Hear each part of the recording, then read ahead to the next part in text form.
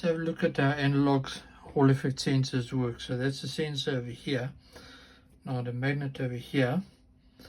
Over here I'm displaying the raw value coming into the Arduino, and that's a corrected value. So as you can see, with no magnetism, it sits midpoint to the 5 volts. So when I put the magnet one side, it goes down to 0 volts. And you can see it going negative, going down to 0 volts. When I turn it around, the magnet has changed polarity. So now we're going positive. That value is going up, and we're going up towards 5 volts.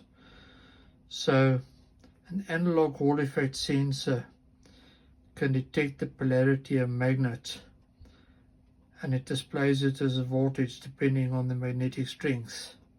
So there you have it, a linear or analog Hall effect sensor. That's how it works. Got it hooked up to a display, and I'm reading the voltage on the meter. And that concludes this video.